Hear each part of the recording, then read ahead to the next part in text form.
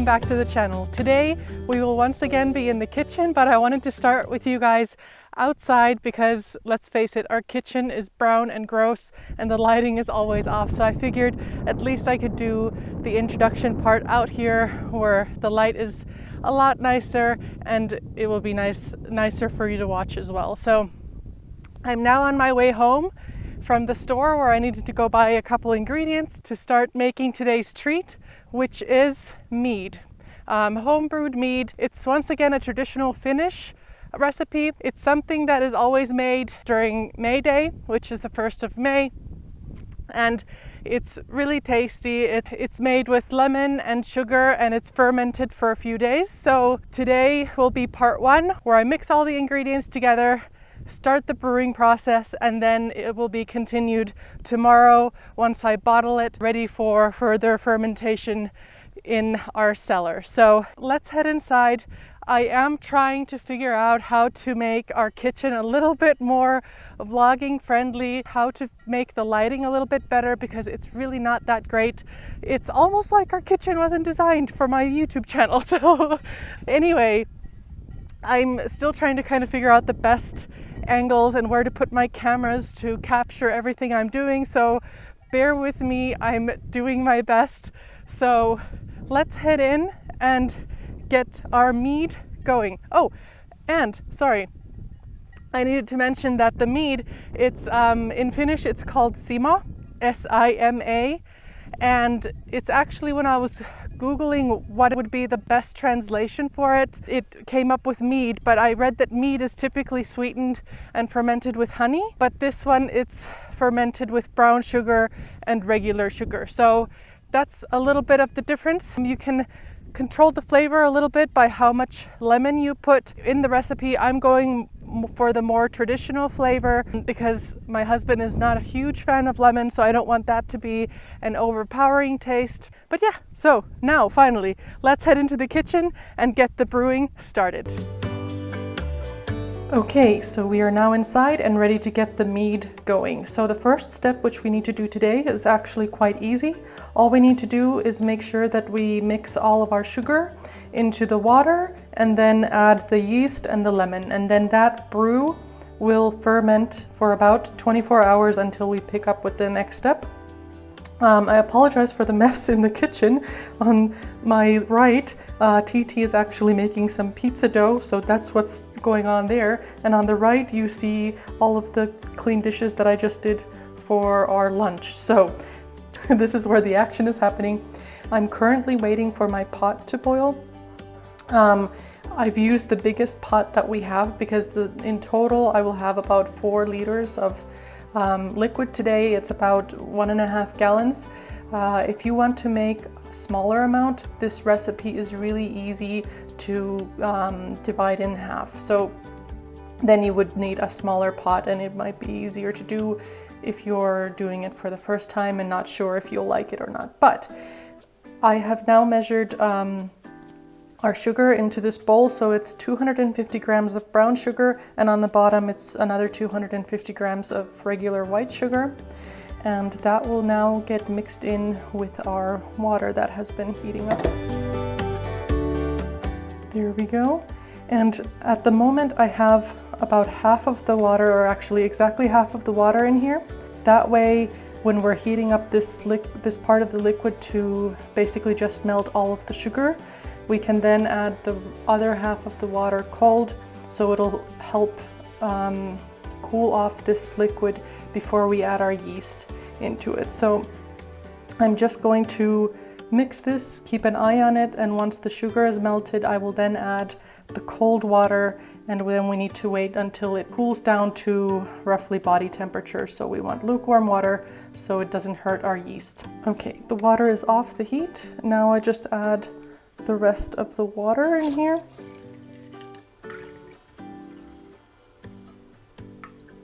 In the meantime, I will take care of our lemon. So what we want to do is we want to peel the skin off, but only really the top layer where it has all of the oils. We don't want the bitter white stuff.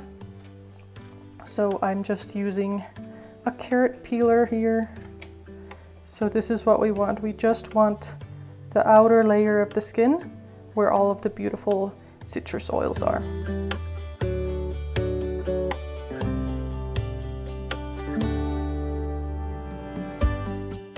Okay, that's done, and then for the rest of the lemon we're just gonna slice it, and same thing, we want to avoid this bitter white skin here, so we're gonna slice those off from the slices.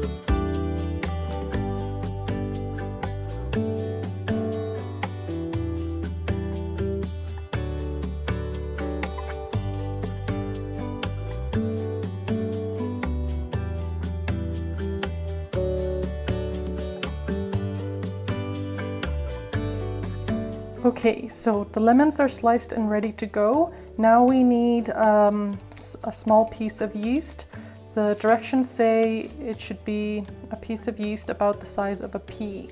So let's see, we get just a little piece here. And I would say that is roughly the size of a pea. And then we want to dissolve this in a small amount of water just to get it to mix better in with the rest of the liquid.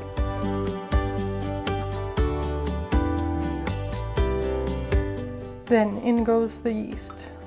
Then we just mix it up until the yeast has dissolved into the liquid.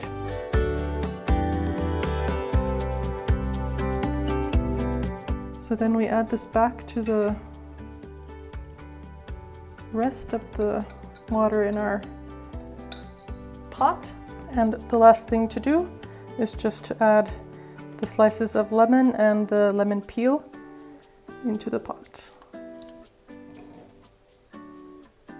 There we go. And now this guy will just hang out for about 24 hours, making sure that it integrates all of the flavor from the lemon and gets the yeast going, and we will check back up on it tomorrow.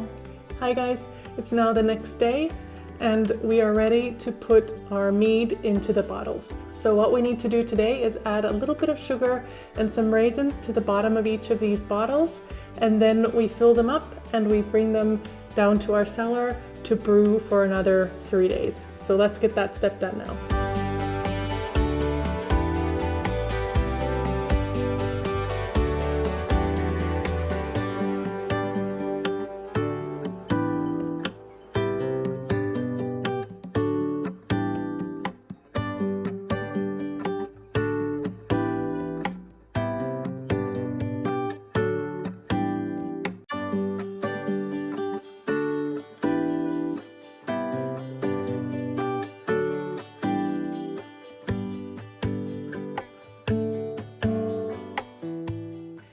Okay, so the bottles are now all filled up and they will hang out in our basement for the next 3 days. The reason we added the sugar and the raisins is to give the yeast some food to do its thing over the next fermenting phase.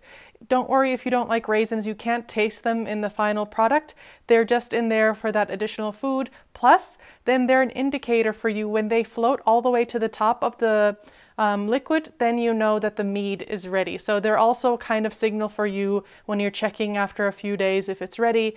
That'll give you some indication. So we will now let these guys sit in the cellar, let them do their thing, and then I will catch up with you guys when we're tasting the final product. So exciting, yay. It's now a couple days later, so let's check on how the bottles are doing. So if we take a quick peek in here, I can see that the raisins at least haven't risen fully yet. They're on their way up, as you can see. But I think they will need maybe just another day. Let me check on the other guys. So all of them seem to be in quite a similar state. The raisins have started to come up to the surface, but not quite there yet. Let's see how impatient I am. I might give the first one a try today. I think it might already be decently ready, but I think the best day for it will be tomorrow. So check back with you once they're ready. All right, guys, moment of honesty. You almost didn't see this vlog at all because I don't know for what reason, but my mead just, didn't work out so well this time. So let's recap. It's now Monday.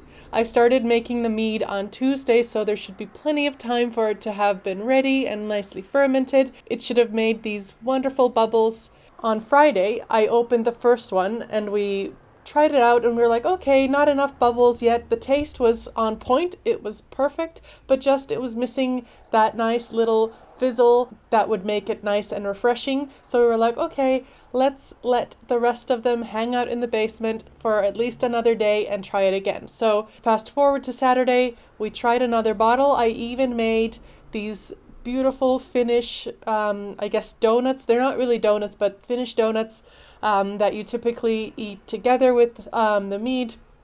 I was all ready. It was perfect. We opened the second bottle and again, no bubbles. So I was like, okay, well, the instructions say that in room temperature, the fermentation usually takes 3 to 5 days. So I was like, okay, maybe we're still a little bit early. Let's give it a little bit more time.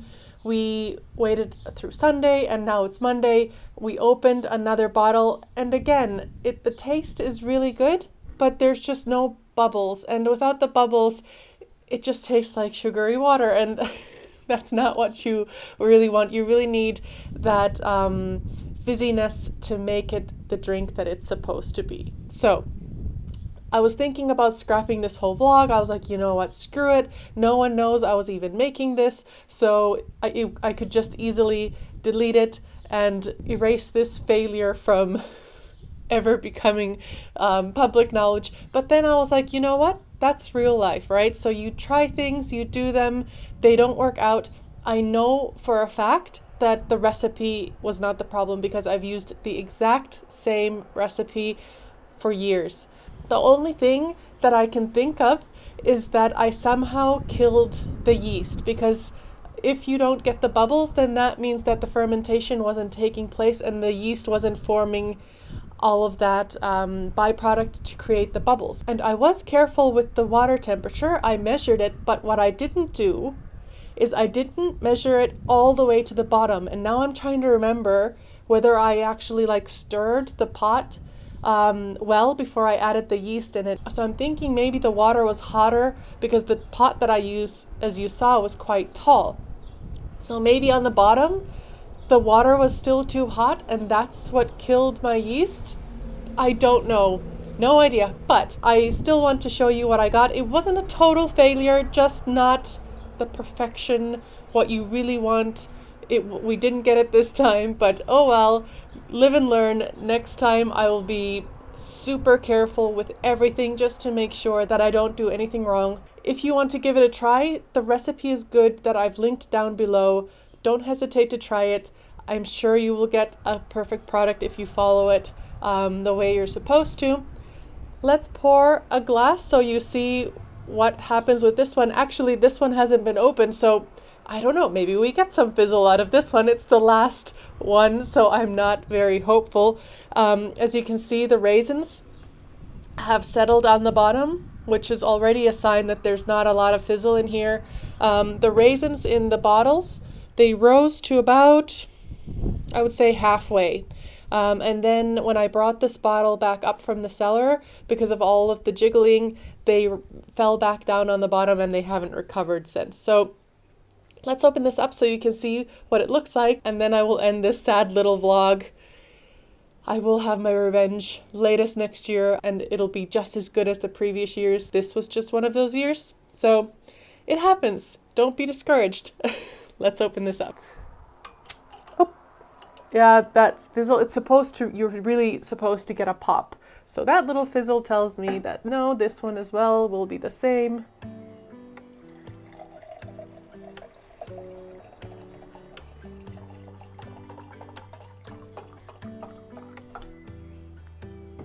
And we have it in the glass. You can see not a lot of fizzle, but the taste is delicious. So thanks for checking this out. There is a little bit of bubbles, but like I said, not what it's supposed to be. But thanks once again for watching my video, and I'll see you in the next one. Bye guys.